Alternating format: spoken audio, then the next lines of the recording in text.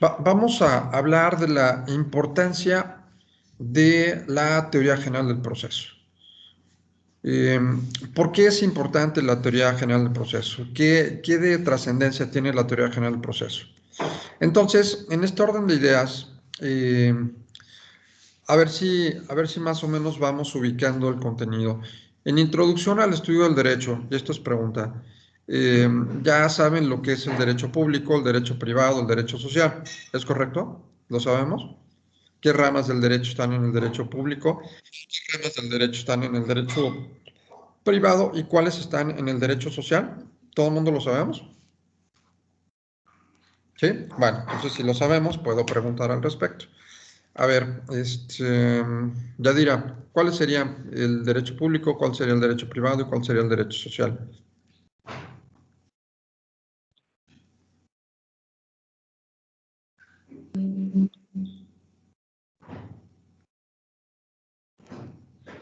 No te escuchamos, Yadira, no tienes conectado tu micrófono.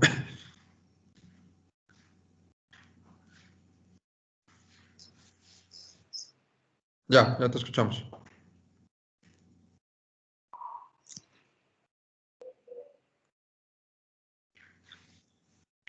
Yadira, ¿sí? Sí se alcanza Si a ver. quiere yo, profe. A ver, por favor, adelante, sí, por favor. Bueno, en el público es la relación entre particulares, perdón, relación entre particular Estado y Estado como el constitucional, penal, fiscal, administrativo, procesal. El privado es la relación entre los particulares como el civil y el mercantil, y el social son como lo que protege al individuo, como el agrario, laboral y eso. Muy bien. Digamos que sí, es correcto. Vamos a afinar un poquito el contexto. Es correcto lo que comentas. Muchas gracias.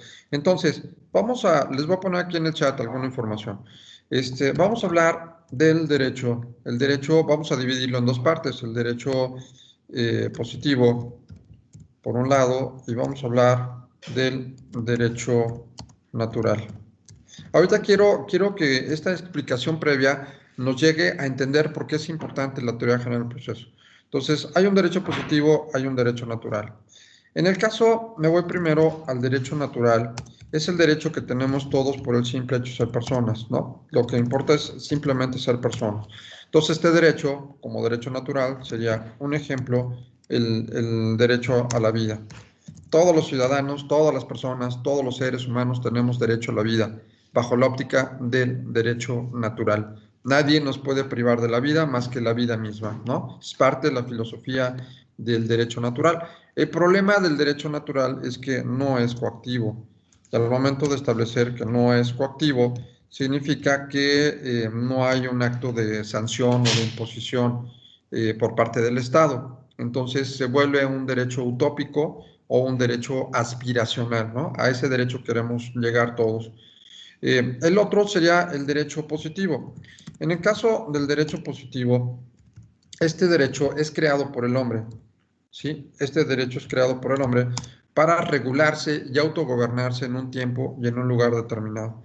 Entonces, el derecho positivo ya habla de un proceso de leyes, habla de un proceso de creación de normas que obviamente van a tener un carácter coactivo. Al momento de hablar de un carácter coactivo, estoy hablando de que puede hacerse valer este derecho a través de la imposición de la fuerza del Estado, ¿no? Pueden haber sanciones, el Estado puede emitir leyes que me obliguen al cumplimiento de una norma, por ejemplo, pagar impuestos, eh, cumplir este reglamento de tránsito, etcétera. Y vámonos al derecho positivo. Vamos a dejar ahorita un poco el derecho natural, vamos a irnos al derecho positivo. En el caso del derecho positivo, vamos a clasificarlo. Les preguntaba hace un rato, el derecho positivo se divide efectivamente en derecho privado, en derecho público y se divide en derecho social. ¿Qué pasa con el derecho privado? Que sería, vamos a poner el inciso A, el derecho privado. En el caso del derecho privado, se dice que son relaciones en el derecho privado, que deriva del derecho público, en el derecho privado son relaciones de coordinación. ¿Qué quiere decir estas relaciones de coordinación? que son de igual a igual. O sea, estamos en el mismo rango de derechos y obligaciones.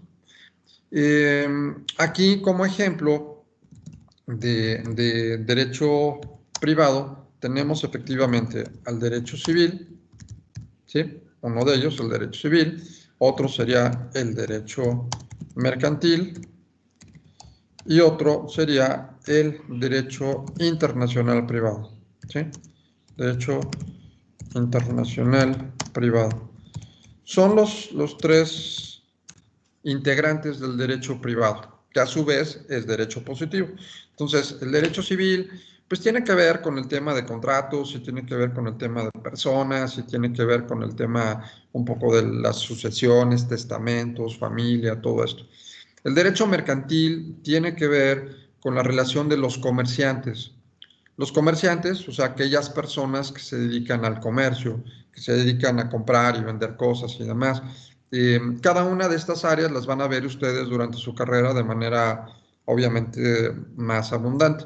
Ahorita la idea nada más es que podamos ubicar la teoría general del proceso. Entonces, van a llevar materias de civil, materias de mercantil, materias de derecho internacional, etcétera. Entonces, el derecho mercantil, relación entre comerciantes. Y el derecho internacional privado, que también es parte del derecho privado, regula los problemas que puedan haber entre personas de diferentes nacionalidades. Entonces vamos a suponer que se casa una mexicana con un chino, pero la mexicana va a dar a luz y está volando por un avión francés en territorio alemán, ¿no? Entonces dirán, bueno, ¿y el niño dónde nació? Hay mucho conflicto de nacionalidad, bueno, de leyes, ¿no? Porque por un lado ella es mexicana, se casó con un chino, van en un avión alemán o, ¿qué dije? Francés y están volando por Alemania, ¿no? Entonces, imagínense el conflicto de legislaciones para definir una situación particular como puede ser esta, ¿no? La Constitución mexicana, nada más para poner el ejemplo, la Constitución mexicana dice que si el avión fuera mexicano, aunque esté volando por territorio extranjero, será mexicano por nacimiento, pero también se puede ser mexicano por nacimiento, perdón, mexicano, adquirir la nacionalidad mexicana si somos de padres mexicanos. Entonces, hay este tipo de cosas o este tipo de conflictos lo ve el derecho internacional privado. Lo van a ver más adelante. Entonces, esta es la primera clasificación. Derecho positivo se divide en derecho público, privado y social. Ya vimos el derecho privado. Vamos al derecho público. En el caso del derecho público, son relaciones que se llaman de supra a subordinación. Estas relaciones de supra a subordinación supra significa superior, sub, abajo, ¿no? Entonces van de superioridad, va una de las partes por encima de la otra en un concepto de gobernanza. Un concepto de gobernanza. Y explico por qué de gobernanza. Porque, por ejemplo, aquí el Estado se va a encargar de que los ciudadanos, de que los habitantes de este territorio cumplamos con las normas, ¿no? Cumplamos con las normas. Entonces, el Estado se podría decir que es un ente que puede ejercer el cumplimiento coactivo por encima de los actos de los particulares. Y aquí es donde surgen otras ramas del derecho que van a ver ustedes, como por ejemplo el derecho penal, efectivamente, o puede ser el derecho fiscal, o puede ser el derecho constitucional, entre muchos más, donde el Estado es, digamos, está por encima, queriendo hacer valer las disposiciones o las normas para la debida armonía en sociedad. Entonces el Estado toma un papel protagonista. Esas son las relaciones de derecho público. Y las relaciones de derecho social, o el derecho social, que es parte del derecho positivo, se podría decir que estamos hablando de un derecho de grupos vulnerables, principalmente grupos vulnerables. En este derecho social, los grupos vulnerables están entrañadas principalmente en 3 ramas del derecho. Uno de los ejemplos de derecho social, efectivamente, es el derecho laboral. ¿Por qué? Pues porque tiene que, de alguna forma, proteger los intereses de los trabajadores, ¿no? Que es un grupo vulnerable. Hay históricamente los patrones han abusado un poco de los trabajadores, entonces debe de haber una rama del derecho que cuide y proteja estas relaciones. Sí, Alexis, adelante. Sí, como cuáles son los grupos vulnerables, profe. Ok, dentro de los grupos vulnerables, comentaba, uno es el derecho laboral y el grupo vulnerable van a ser los trabajadores. Tiene que haber un área del derecho que regule y que proteja, en este caso de manera particular, a los trabajadores. Sería el primero. El segundo de los grupos vulnerables sería el derecho agrario. El derecho agrario también es derecho social y el grupo vulnerable pues, son los campesinos, ¿no? Que también históricamente han sido marginados por los ejidatarios y todo esto. Entonces, grupo vulnerable, los campesinos. Y, Okay. y falta una que sería la tercera ejemplo de grupo vulnerable dentro del derecho social, que sería la seguridad social. La seguridad social es un tema que tiene que ver, por ejemplo, con adultos mayores, que tiene que ver, por ejemplo, temas de pensiones, temas de vejez, ¿no? Eh, son cuestiones de carácter público que nos ayuda a entender que hay un grupo vulnerable como personas de la tercera edad, ¿no? En temas de seguridad como atención médica, por ejemplo, que tengan acceso a la seguridad social sería dependiendo su situación, que puedan tener acceso, por ejemplo, al ISSSTE o que puedan tener acceso al Instituto Mexicano del Seguro Social, etcétera. Programas del Estado que ayuden por ser también un grupo vulnerable, ¿no? Entonces, hicimos un recuento ahorita muy rápido de qué es el derecho positivo. Es el derecho creado por el hombre para autogobernarse. El derecho positivo se divide en público, privado y social.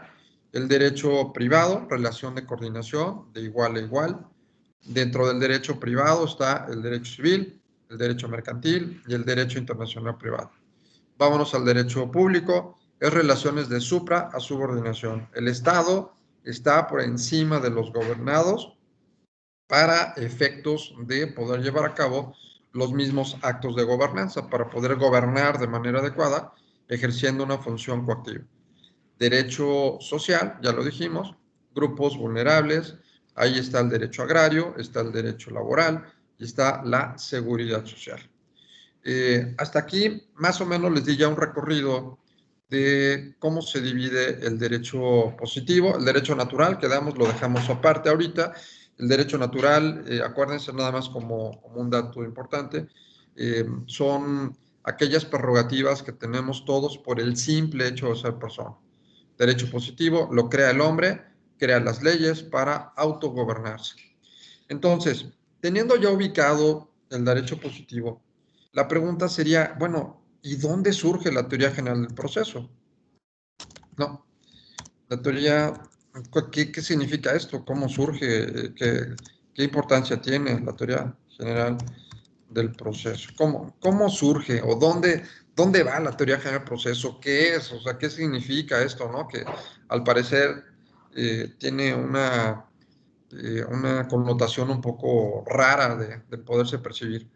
Entonces, dentro del derecho positivo va a haber otra clasificación que les quiero explicar para que puedan entender la teoría general del proceso. Entonces vamos a hablar otra clasificación del derecho positivo. Del derecho positivo, ¿sí? Otra clasificación del derecho positivo. Dentro de esta otra clasificación del derecho positivo, vamos a tener lo que sería el derecho sustantivo, por un lado, derecho sustantivo, y por otro vamos a tener el derecho adjetivo. Entonces, repito, otra clasificación del derecho positivo va a ser derecho sustantivo y derecho adjetivo. ¿Qué significa derecho sustantivo y qué significa derecho adjetivo? Explico la primera, derecho sustantivo. El derecho sustantivo es la norma en sí, ¿sí? Es la norma en sí. Es el texto de la norma, el texto de la norma en cuanto a su contenido general. En cuanto a su contenido general, ¿sí? Ahorita explico todo esto y pongo ejemplos. Entonces, el derecho sustantivo es la norma en sí. ¿Qué significa la norma en sí? Sería el texto de la norma en cuanto a su contenido en general. En otras palabras, algunos autores dicen que el derecho sustantivo responde a la pregunta ¿qué? ¿No? La pregunta ¿qué? Por ejemplo, ¿qué regula la adopción en México? ¿Qué regula el matrimonio en México? ¿Qué regula la familia en México? ¿Qué regula los contratos? ¿Sí? O sea, es el que la pregunta, ¿qué norma existe para regular? Vamos al derecho adjetivo. Ahorita explico, voy a poner ejemplos de estos dos. Derecho adjetivo. Derecho adjetivo, a diferencia del derecho sustantivo, responde a la pregunta ¿cómo?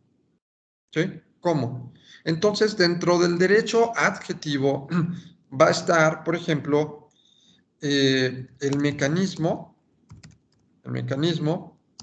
para llevar a cabo el cumplimiento de lo establecido en el derecho sustantivo. Entonces, el derecho adjetivo va a ser el mecanismo para llevar a cabo el cumplimiento de lo establecido en el derecho sustantivo. Por eso es el cómo. Les voy a poner un ejemplo. Les comentaba que existe un derecho civil, ¿no? Hay un derecho civil que es derecho privado, ¿no? Hay un derecho civil. Muy bien. El derecho civil va a tener un código, van a ser leyes. Hay un código civil. Cada estado de la República tiene un código civil. Entonces vamos a suponer que hay un código civil, como ejemplo, del estado de Guanajuato. Del estado de Guanajuato. ¿Sí? Entonces, derecho sustantivo. Como ejemplo de derecho sustantivo estoy poniendo al derecho civil. El derecho civil es derecho privado. El derecho civil, como mencionaba, tiene una regulación específica que se llama Código Civil. Cada estado tiene un Código Civil. Entonces, Código Civil del Estado de Guanajuato, Código Civil del Estado de Querétaro, Código Civil del Estado de México. Todos tienen un Código Civil. Y ahí responde un poco la pregunta del qué. ¿Qué va a regular el Código Civil? ¿No? ¿Qué aspectos va a regular el Código Civil? Por ejemplo, en el Código Civil me va a decir, me va a hablar del matrimonio, ¿no? Vamos a suponer. Hay un capítulo del matrimonio. En el Código Civil va a aparecer los requisitos para contraer matrimonio. A ver. Matrimonio. Muy bien. Hasta ahí estoy dentro del derecho sustantivo. ¿Qué va a pasar con el derecho adjetivo? Bueno, pues resulta que empieza a haber problemas en el matrimonio y las personas se quieren divorciar. Dicen, ya no queremos estar juntos. Entonces, aquí entra la parte del cómo. ¿Cómo puedo iniciar yo, que sería esto ya derecho adjetivo, ¿Cómo puedo yo iniciar, por ejemplo, una demanda para poderme divorciar? ¿Cuál es el mecanismo para poder llevar a cabo una demanda de divorcio? Aquí hay otra regulación específica, que en el ejemplo que estoy poniendo se llama Código de Procedimientos Civiles. Quiere decir que si ustedes el día de mañana se quieren dedicar al litigio y concretamente al litigio familiar, pues bueno, va a llegar alguna persona que diga, oiga, abogado o abogada, fíjese que me casé con tal persona tal día. Ustedes van a revisar que en el Código Civil, qué es el matrimonio, derechos del matrimonio, qué es lo que se dice del matrimonio, las características del matrimonio, todo eso lo van a encontrar en el Código Civil, que sería el derecho sustantivo. Pero ahora estamos en un problema. ¿Cómo vamos a presentar una demanda? ¿Cómo puedo defenderme? ¿Cómo puedo iniciar todos los actos que me ayuden a defenderme dentro de las diferentes áreas del derecho? Quiero divorciarme. Dime cómo puedo iniciar una demanda de divorcio. Ah, ok, entonces ya entra el derecho adjetivo. Y el derecho adjetivo te va a decir, te voy a decir los pasos para que puedas presentar una demanda de divorcio y puedas conseguir una resolución que te declare libre y que un juez te dé la posibilidad de declarar nulo ese matrimonio. ¿Y en dónde lo busco? Ah, pues hay un código que te dice cómo vas a presentar una demanda. ¿Qué requisitos te piden para presentar una demanda? ¿Ante quién vas a presentar esa demanda? ¿Cuáles son las formalidades de esa demanda? Que conozcas todo lo relativo a la presentación de esa demanda. A eso se va a dedicar la parte adjetiva, ¿sí? El derecho adjetivo. Entonces, por eso mencionaba que es el qué y es el cómo. Derecho sustantivo me va a decir la norma en sí, qué derechos hay o los requisitos para determinados actos jurídicos. El derecho adjetivo me va a decir cómo puedo llevar a cabo la presentación de demanda. ¿Cómo puedo llevar a cabo, por ejemplo, el inicio de una acción, de una queja? ¿Cómo puedo defenderme? ¿Cómo puedo iniciar un acto ante los tribunales? Eso se va a dedicar el derecho adjetivo, ¿sí? Entonces, en su carrera se van a encontrar materias que tienen que ver con el derecho sustantivo y materias que tengan que ver con el derecho adjetivo. Ahorita puse el caso del derecho civil. Voy a poner algunos ejemplos más. Algunos ejemplos. Si menciono, por ejemplo, que hay un derecho civil, paralelamente, ese es el derecho sustantivo, va a existir entonces un derecho procesal civil. Si hay un derecho penal, parte sustantiva, derecho penal, va a haber una parte adjetiva que se llamar derecho procesal penal, ¿no? Si hay un derecho constitucional, va a haber entonces un derecho procesal constitucional. Si hay un derecho fiscal, ¿no? Si hay un derecho fiscal, bueno, pues va a haber un derecho procesal fiscal. Y así nos podemos ir, ¿no? Derecho procesal fiscal. ¿Qué verá cada uno? Parte sustantiva, parte adjetiva. ¿Qué dice la norma? Y cómo hago valer, en caso de que exista alguna controversia, las diferentes acciones frente a los tribunales competentes. ¿Cómo puedo presentar una demanda? ¿Cómo puedo iniciar una acción ante los tribunales? ¿Cuál va a ser la forma de llevar los casos ante los tribunales? No sé si hasta aquí, porque voy a seguir explicando más, no sé si hasta aquí hay alguna duda hasta dónde vamos. ¿Todo claro? Sí, profe. Muy bien, muchas gracias. Entonces, si hablamos del derecho sustantivo y hablamos del derecho adjetivo, así es el mundo del derecho.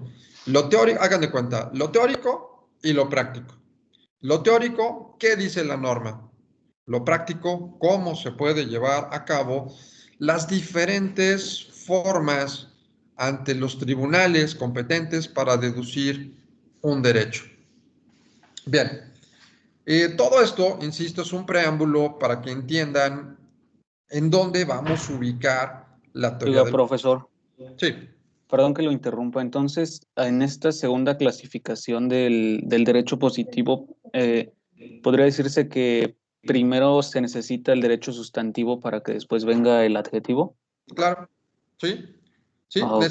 necesitas conocer la parte teórica para luego aplicar la parte práctica, es correcto. Ahorita, por ejemplo, ustedes están iniciando con los derechos sustantivos, teoría del Estado, qué es el derecho civil, van a ver qué es el derecho mercantil, qué es el derecho penal, en la parte sustantiva. Los semestres más avanzados van a ver la parte procesal, la parte adjetiva, cómo iniciar, pero ya supieron, por ejemplo, si llevaron un curso de derecho penal, ya van a saber cómo llevar las acciones ante la autoridad competente en caso de una denuncia penal, cómo van a poder presentar una demanda familiar, cómo van a poder presentar una demanda de amparo, cómo van a poder presentar una demanda laboral. Entonces, es correcto. Primero hay que ver la parte sustantiva y luego la parte adjetiva para que la puedan aplicar, ¿sí? Entonces, es correcto. Muy bien. Ahora, en este orden de ideas, existe, ojo, existe dentro del derecho público, ya sabemos que es derecho público, existe dentro del derecho público una rama del derecho que se llama derecho procesal. ¿Sí? Hay una rama del derecho público que es el derecho procesal. Este derecho procesal me va a hablar de los procesos, ¿no? Los procesos me va a hablar de la parte adjetiva en general. Ya sé que es el derecho adjetivo, la parte adjetiva en general. Entonces, esta materia de derecho procesal me va a hablar de todas las acciones y todo de manera general. Y luego, si ven ustedes en el chat, va a haber un derecho procesal especializado. Derecho procesal en materia fiscal, derecho procesal en materia civil, derecho procesal en materia penal, derecho procesal en materia agraria. Cada derecho sustantivo va a tener su propio derecho procesal, ¿sí? Va a tener su propio derecho procesal. Entonces, para ir aterrizando la idea, ¿qué es la teoría general del proceso? La teoría general del proceso es la parte teórica o bien son los conceptos del derecho procesal. Son los conceptos, a ver si queda claro. La teoría general del proceso es la parte teórica o bien son los conceptos del derecho procesal. No sé si alguien entendió y si vamos más o menos encaminados ahora sí a saber qué es la teoría general del proceso. Después de todo lo explicado, todo este rollo es para esta última frase. La teoría general del proceso es la parte teórica, o bien son los conceptos del derecho procesal. Alguien que haya entendido, si me pudiera confirmar que realmente quedó claro. Y si no se entendió, pues también dígame que no entendieron, ¿no? Para ubicar qué es lo que vamos a estudiar. Esto Sí, sí, se entendió. ¿sí? A ver, ¿qué es entonces? Bueno, pues, perdón. Es todo lo que divide el proceso para cada derecho, que es el positivo y el natural, y sus divisiones de cada uno y cómo se van a aplicar ante la ley. No, todavía no me gustó mucho la idea. No ¿Serían es como los elementos, profesor? Todos los elemento. elementos que vamos a ver en ese tipo de derecho, bueno, en el derecho procesal, en todos los procedimientos? Vamos a ver la parte teórica del derecho procesal.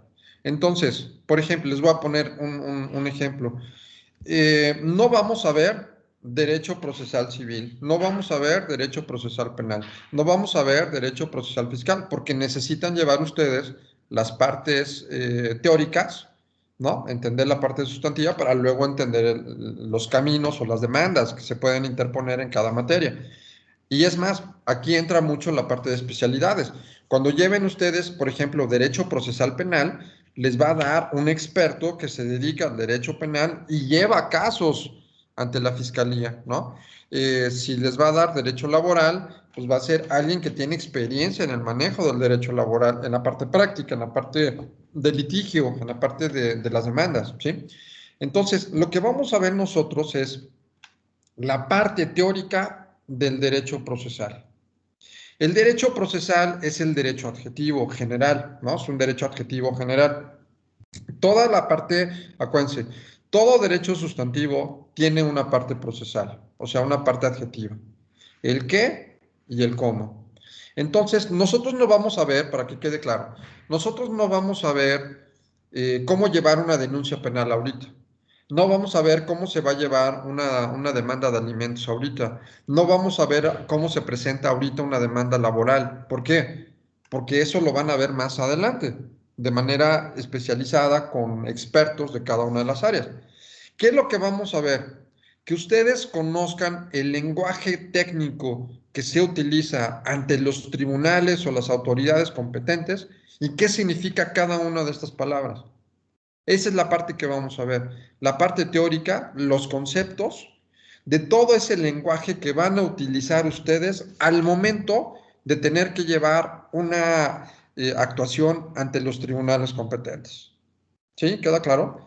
Entonces, en este devenir de la teoría general del proceso, ustedes tienen que saber, por eso es bien importante tener el diccionario y vamos a ir de la mano con el libro de Cipriano Gómez Lara, porque, por ejemplo, ustedes tienen que saber eh, qué es una demanda, qué es un litigio, qué es un procedimiento, qué es una sentencia, quién es un juez, qué es una apelación, qué es un recurso, qué es un sobreseimiento, qué es una ejecutoria, qué significa, por ejemplo, una prueba testimonial, qué significa una confesión, qué significa una instrumental, qué significa una pericial, qué significa el proemio de una demanda, qué significa un emplazamiento. ¿Me explico? Les estoy hablando de cosas muy técnicas que no conocen ustedes su significado, pero cuando vayan a litigar o cuando vayan a llevar las demás materias, ya van a tener la parte general teórica, ¿sí? Y esto lo van a aplicar en todas las áreas, ya van a saber qué es una sentencia, ya van a saber qué es una demanda, ya van a saber qué es una apelación, ya van a saber qué es una audiencia, van a saber qué es un incidente, van a saber qué es una contrademanda o una reconvención. Son palabras que no conocen ahorita, pero que necesitan saber su significado, porque cuando lleguen las materias procesales, ya el maestro o la maestra ya no les va a decir, oigan, pues fíjense que la sentencia significa esto, no, sino ya se va al procedimiento en particular y les va a decir, vamos a suponer que eh, estamos hablando del derecho laboral, ¿no? Entonces, el presidente de la Junta de Conciliación y Arbitraje desagó las pruebas en la audiencia y se dictó el laudo en la presente causa administrativa, ¿no? Así es como les van a hablar. Y ustedes van a decir, híjole, pues, ¿qué dijo? Ah, bueno, vamos a saber qué es un laudo, vamos a saber qué es una audiencia, vamos a saber qué es una resolución, qué es una audiencia, qué es una junta de conciliación y arbitraje o qué es una demanda, qué es un litigio. ¿Sí? ¿Me explico? O sea, vamos a ver ese lenguaje técnico de la parte procesal. ¿Preguntas?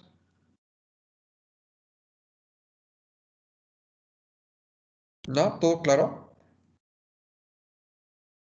Es bien importante, no vamos a ver derecho procesal. No.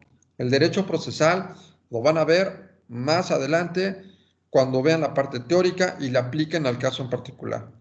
Derecho procesal penal. Bueno, van a saber cómo presentar una denuncia penal. Derecho procesal civil. Van a ver cómo se presenta una demanda por asuntos de familia o de divorcio o de alimentos. Cada área va a tener sus particularidades. ¿Qué es lo que vamos a ver nosotros en esta materia? La parte general, por eso se llama teoría general, la parte general que deben de conocer ustedes como un lenguaje técnico para que puedan entender todas las materias procesales, todos los conceptos que tienen que conocer cuando se den las materias procesales. ¿Sí? ¿Queda claro? Entonces, esa es la importancia de la teoría general del proceso. No es derecho procesal, insisto. ¿Qué es la teoría del proceso? Vamos a ver la parte teórica del derecho procesal. Eso es lo que vamos a estudiar. Vamos a ver los conceptos del derecho procesal. Vamos a conocer cada uno de los elementos que me van a llevar a entender al derecho procesal. Y entonces vamos a hacer, inclusive les sugiero como tip, que vayan armando una especie de glosario, que vayan teniendo ustedes, aparte del diccionario, que vayan subrayando algunos conceptos que necesitan saber, pero que vayan armando como si fuera un glosario de conceptos, de términos, que van a tener el significado y que ya luego lo estratégico va a ser que me armen frases con el lenguaje técnico. Ya no vamos a utilizar el español común, vamos a utilizar lenguaje técnico, jurídico. Ya no me pueden decir, pues es que un señor llegó y acudió a los tribunales y quiso presentar una demanda porque se peleó con su señora y que va con el juez a ver qué le dice. ¿No? Pues no, ya me tienen que decir. En el proceso existen dos partes, el demandado y el demandante. Entonces el demandado promovió una acción en contra del demandado y solicita que a través de ciertas pretensiones el juzgador pueda al final dictar una sentencia que favorezca los intereses de la parte actora o la parte demandante, ¿no? Así es como quiero que hablen. Y así es como los voy a evaluar y así es como tienen que contestar. Pero obviamente todo lo que yo les dije son palabras nuevas para ustedes.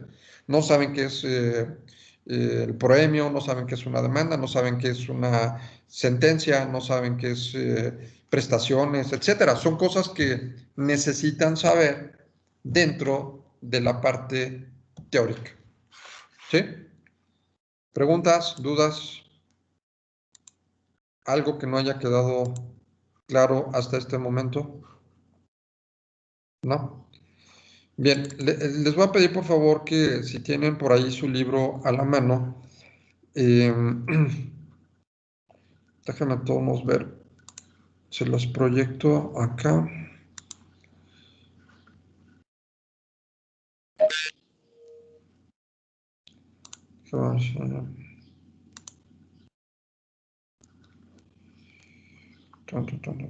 Escritorio.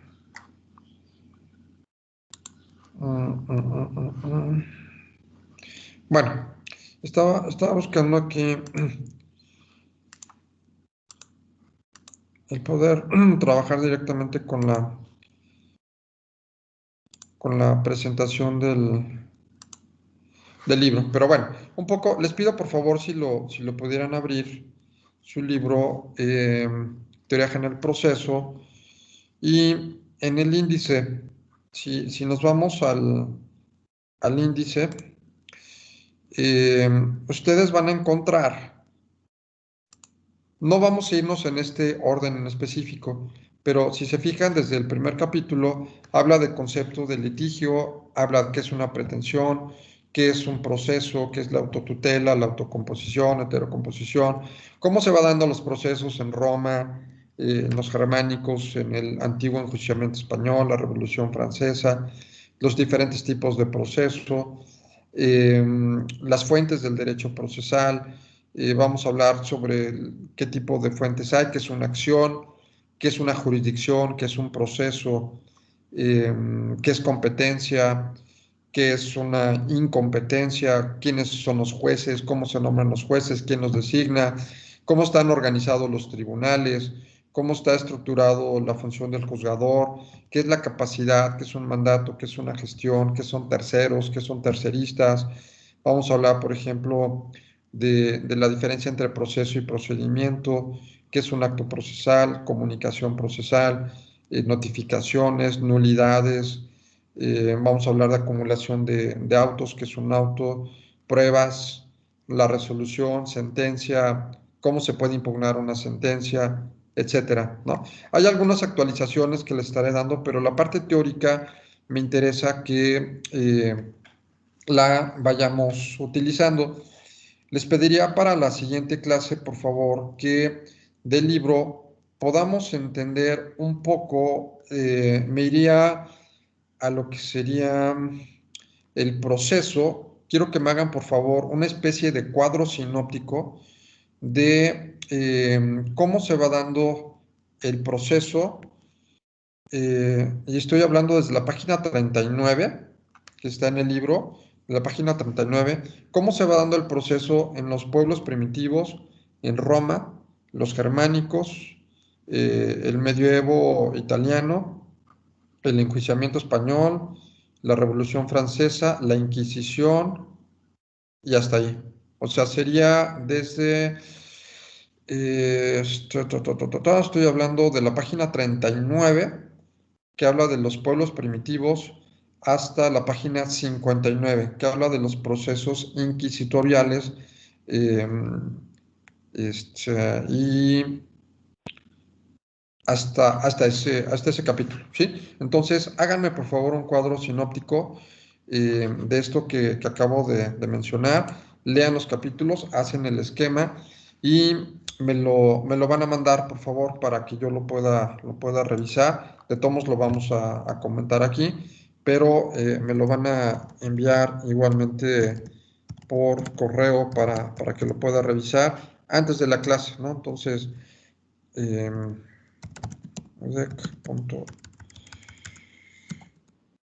.mx, ¿no? Entonces me lo mandan, por favor, les contesto de recibido.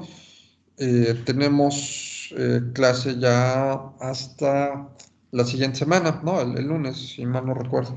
Entonces, tenemos pues, tiempo para que puedan hacer ese cuadro sinóptico.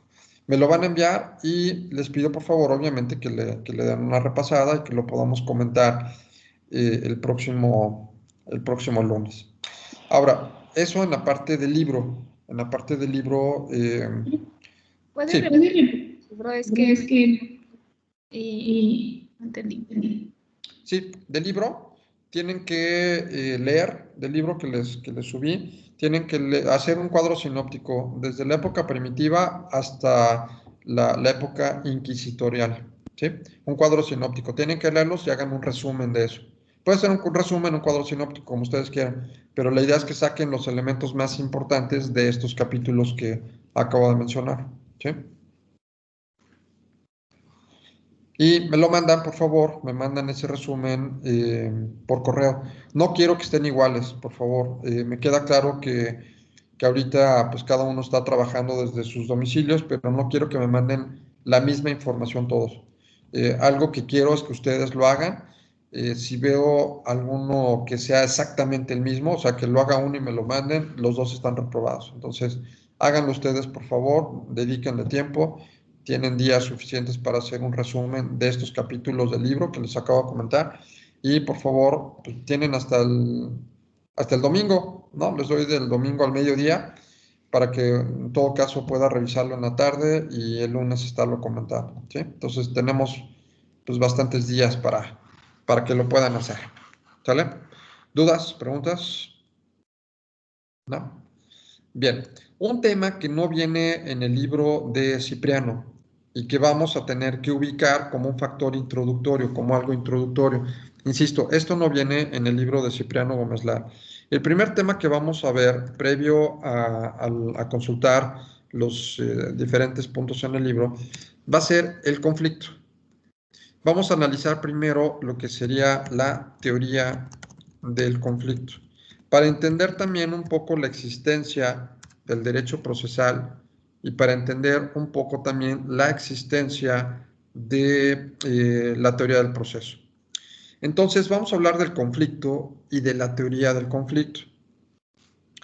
Diana, Patricia, ¿me podrías decir qué es un conflicto? ¿Qué entiendes por un conflicto?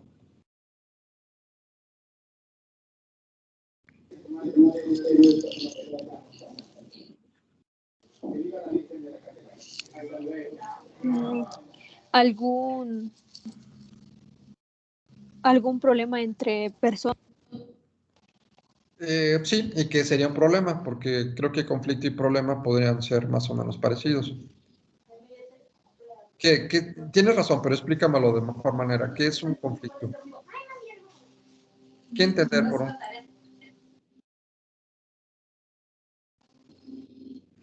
¿Alguna vez has tenido algún conflicto? Sí, creo que sí, profe. Ok, creo que todos, porque por naturaleza el hombre es un ser conflictivo, por su propia naturaleza.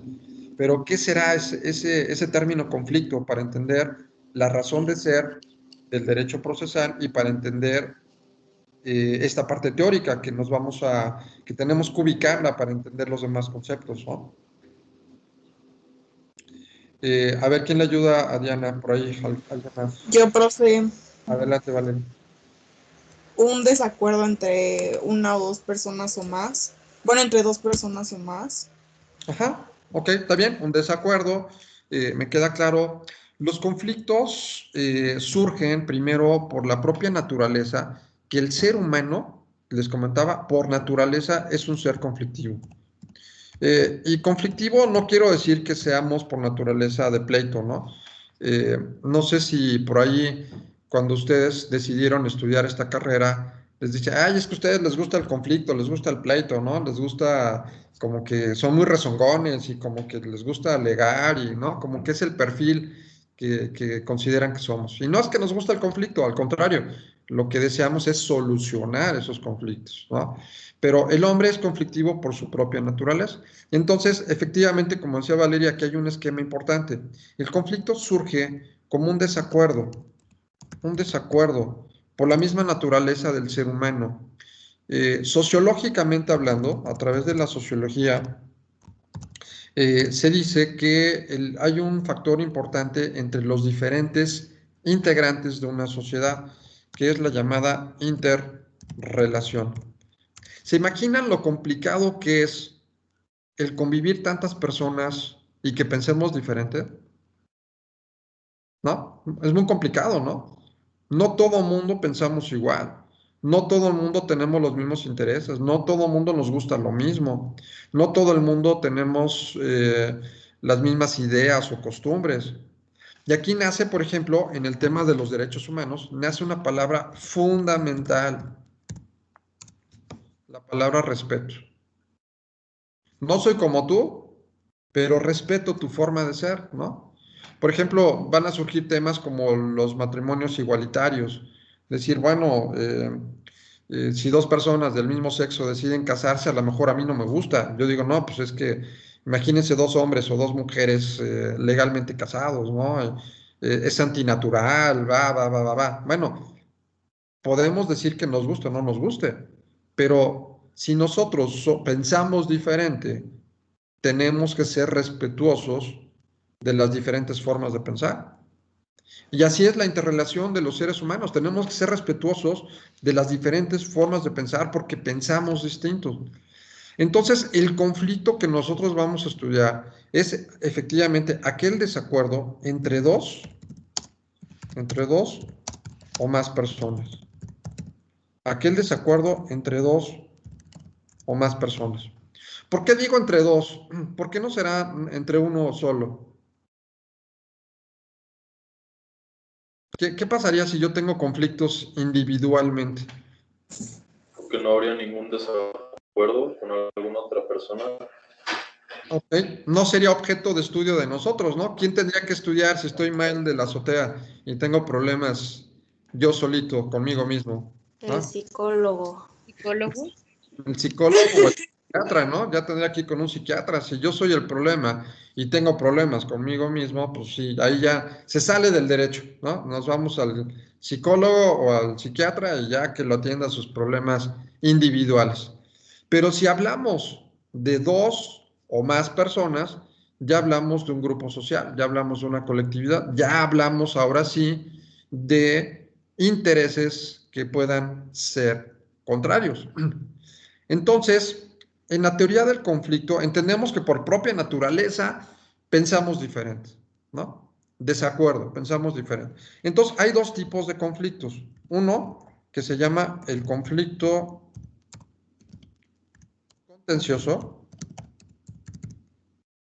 otro que sería el conflicto no contencioso.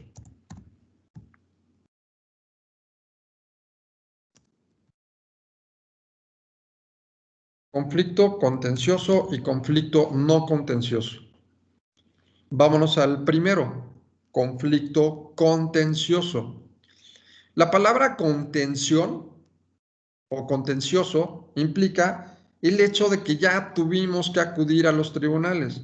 Ya existe un problema que hay que deducir durante los tribunales, que ya hay un problema o un conflicto que necesitamos la intervención de un órgano del Estado. Por ejemplo, un conflicto contencioso será una demanda de despido, ¿no? Un despido. A un trabajador lo están despidiendo. Bueno, hay un conflicto. Ese conflicto es contencioso. ¿Por qué? Porque la contención significa que ya tengo que acudir ante la autoridad competente para que analice y resuelva en relación a ese conflicto. Ahora, hay conflictos no contenciosos. Conflictos que solamente son formas de pensar diferente y que no es necesario accionar o llegar a un tribunal para resolverlos. Entonces, el conflicto no contencioso sería, por ejemplo, desde ponernos de acuerdo para ir al cine. No sé si me explico. Vamos al cine, ¿qué película queremos ver? ¿No? Dice la novia, no, yo quiero ver una romántica. Y dice el novio, no, yo quiero ver una de terror. ¿No? Y entonces hay un conflicto. No se ponen de acuerdo. Entonces, ahí existen diferentes formas de pensar. Cada uno tiene intereses distintos, cada uno tiene, pues sí, posturas o ideas diferentes. Ese conflicto no es contencioso y sin embargo sí es un conflicto porque hay diferentes formas de pensar. El conflicto no contencioso normalmente se resuelve a través de un acuerdo, ¿no? De decir, bueno, pues mira, vamos a ver hoy la película de romántica y la semana que viene vamos a ver la de terror. Ya, se soluciona el problema. No sé si me explico. Entonces, día a día podemos tener conflictos en el sentido de no estar de acuerdo en algo. Y eso es natural, eso es normal. Sería muy incongruente que todo el mundo pensáramos igual y que todo el mundo estuviéramos de acuerdo en todo y que todo el mundo fuéramos iguales. O sea, que imagínate, hasta qué aburrido, ¿no? Como que de repente hace falta una pelea por allí para ponerle un poco de sabor al, ya sea la relación de pareja o de amigos o de familia, ¿no? No todo puede ser felicidad y armonía. Tiene que haber esa rencilla que es parte de la naturaleza humana. Pero esos conflictos no llegan a ser importantes, vamos a llamarlo así, para iniciar una demanda ante los tribunales o para ir ante un juez a solucionarlo.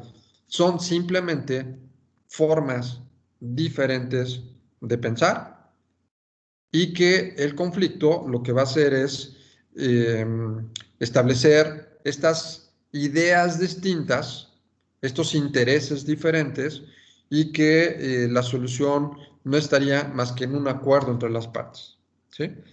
El conflicto, como mencionaba, el conflicto contencioso, sí es necesario tener que acudir ante los tribunales para poderlo resolver. Entonces, como base primaria, necesitamos conocer qué es un conflicto, qué trascendencia tiene para el derecho procesal y para la teoría del proceso la existencia de un conflicto.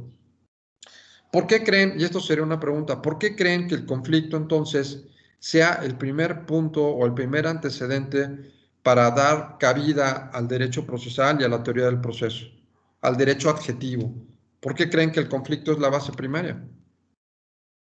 Porque si no, ¿qué estarías alegando? ¿Qué Claro. sentido tendría? ¿Sí? No tendrías ninguna necesidad de solicitar la intervención de las autoridades para resolverlo, ¿no?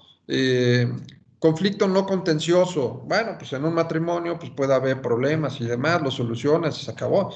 Conflicto contencioso, ya vamos con el juez a divorciarnos. Si no hay ese conflicto, esa necesidad, pues obviamente ahí estamos hablando de una situación que requiere la intervención de una autoridad. Entonces, entender la estructura del conflicto, entender por qué se da el conflicto y entender que es importante como primer paso de que el hombre por naturaleza es un ser conflictivo, pero que sí entiendan hasta dónde puede llegar la idea de un conflicto contencioso y de un conflicto no contencioso. Por ejemplo, vamos a suponer, Alexis, tú y yo vamos a celebrar un contrato, vamos a hacer un contrato porque me vas a rentar tu casa. ¿Habrá un conflicto ahí? Al momento de que me rentes tu casa, ¿habrá algún conflicto? Pues no creo, porque si estoy accediendo a rentarla, no tendría por qué haber algún conflicto. Ok, muy bien. ¿Alguien encontraría algún conflicto en este ejemplo? Sí, profe. ¿Cuál? Puede ser que tal vez el que va a rentar la casa ponga reglas y el que la va a rentar no le parezca. A lo mejor no me pueden parecer, pero digamos, habrá que definir qué tipo de reglas, porque pues tengo que pagar la renta, ¿no? A lo mejor no me parece pagar la renta, pero pues la tengo que pagar, ¿no? Pero sí en la primera parte que decías, de que ustedes creen que no existan intereses diferentes entre el inquilino y el casero, ¿no habrán intereses diferentes? Temas de plazos de pago, Claro, claro. contrato forzoso, me refiero de 2 años, 3 años, Exacto. cosas. Cada uno va a alegar sus intereses, ¿no? El inquilino va a decir, oiga, pues bueno, me va a arreglar la tubería y luego bájame la renta, ¿no? Bájame un poquito la renta, mire, quiero el contrato por 2 años, no por uno. Eso es parte de un conflicto que queremos solucionarlo en un contrato. ¿Cuáles van a ser los intereses del casero? Pues yo quiero que me pagues la renta, ¿no? Yo quiero que me trates bien el inmueble que te voy a rentar. O sea, cada uno va a tener intereses diferentes. Hay conflicto, pero no es contencioso. No sé si queda claro. No vamos a llegar a los tribunales, simplemente es ponernos de acuerdo porque tenemos pretensiones o tenemos intereses distintos.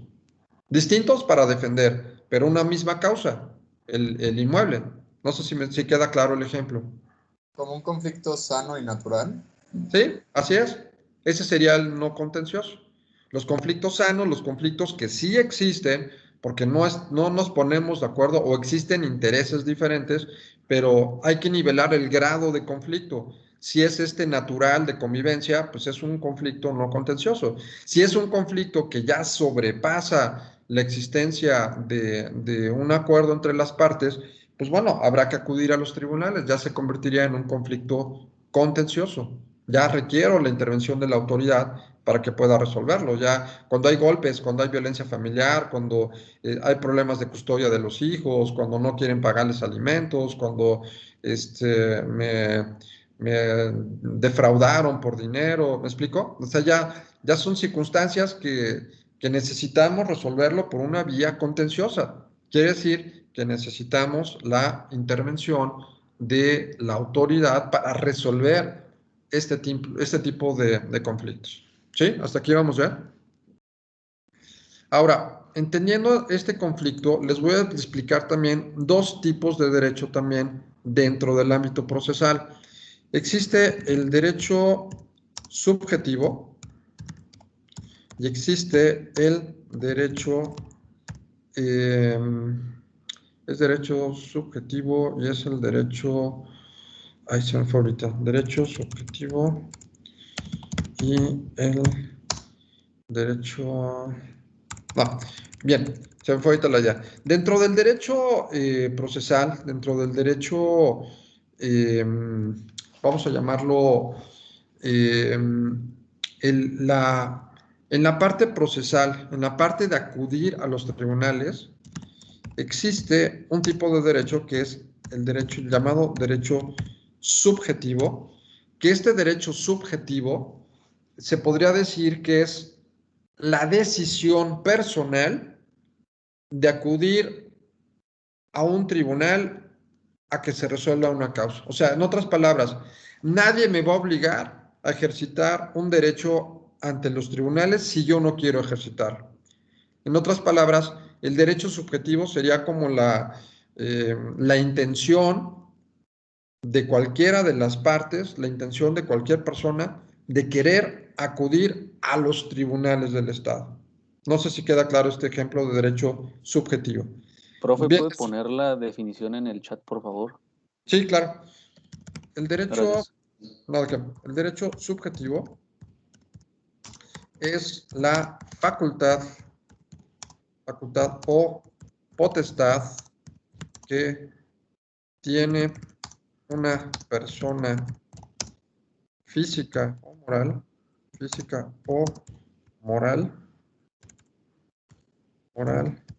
de interponer una acción ante los tribunales competentes.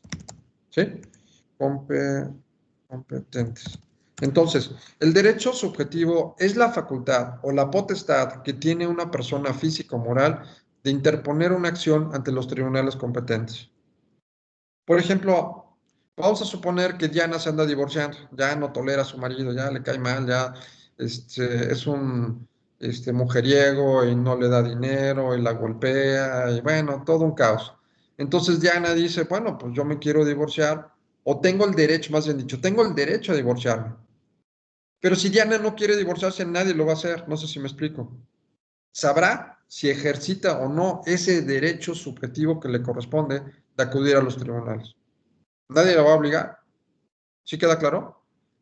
Por eso digo que es una facultad de decidir si quiero o no quiero acudir a un tribunal. ¿Sí? Este derecho subjetivo solamente lo tienen las partes quienes quieren iniciar una acción ante los tribunales, ¿no? De decidir, me robaron mi coche, pues tengo la decisión entre denunciar o no denunciar. Tengo una persona que me debe dinero, pues tengo la decisión de cobrarle o no cobrarle. ¿Sí me explicó? Ese es el derecho subjetivo. Pero hay otra persona que sería en todo caso un demandado. ¿Ustedes creen que el demandado tenga el derecho subjetivo de decir, te contesto o no te contesto, acudo o no acudo a un tribunal? Ahí existe una fuerza, ¿no? Ya me están obligando, ya tengo que comparecer a un tribunal en mi calidad de demandado. Vamos a ver todos estos ejemplos, pero ahorita la idea es que el derecho subjetivo, para que quede claro, el derecho subjetivo sería esta facultad que yo tengo para poder acudir a los tribunales del Estado a ejercitar una acción derivado de un conflicto contencioso. ¿Quedó claro la idea? ¿Sí? Mi facultad, mi decisión de acudir a un órgano del Estado a deducir un derecho. Ese es el derecho subjetivo. Me decidí hacerlo. Yo tengo la decisión de hacerlo o no hacerlo. Ese es mi derecho subjetivo para acudir o no a los tribunales del Estado. Este va de la mano con el conflicto contencioso, dijo, ¿verdad? Exacto, así es. Ya cuando tengo un conflicto contencioso, tendré la decisión de acudir o no a los tribunales del Estado, ¿no? Es que ya necesito interponer una demanda de divorcio. Bueno, está bien, es un conflicto contencioso. ¿La vas a iniciar o no la vas a iniciar? Nadie te va a obligar. No, sí lo voy a iniciar. Entonces estoy ejercitando mi derecho subjetivo para acudir a los tribunales. Que no lo quiero iniciar, pues nadie lo puede iniciar por ti si no quieres. Es una cualidad directamente de las partes afectadas. ¿Sí? Muy bien, pues creo que avanzamos mucho. No sé si hasta aquí hay alguna duda. ¿No? ¿Todo en orden? No, Bien, profe. gracias. Entonces, si no hay ninguna duda, quedamos para el lunes, por favor, los capítulos que les mencioné del libro, un resumen o cuadro sinóptico, me lo mandan, por favor, revisen esos temas y vamos a continuar con la teoría del conflicto. Vamos a seguir hablando un poco de la teoría del conflicto No les doy todavía los temas, que no los vamos a ver por orden, eso sí que quede claro. No me voy a ir por orden en el libro de Cipriano, pero sí nos vamos a basar en gran parte en su libro. Sí, Valerie, adelante. Profe, queríamos ver, bueno, estábamos viendo que el viernes tenemos un horario pues un poco raro, bueno, feo, y queríamos comentarlo con tío si no hay como una posibilidad de que se cambie. ¿Y qué quieren cambiar? ¿O qué es lo feo? Es que haga de cuenta que entramos a las 2 de la tarde y salimos hasta las 9 de la noche. Y pues nosotros queríamos ver si pues mejor no entramos temprano y salimos a las 3 o a las 2 de la tarde, no sabemos. ¿Los viernes es el problema? Sí, es el único día. Son 6 horas seguidas. Ok.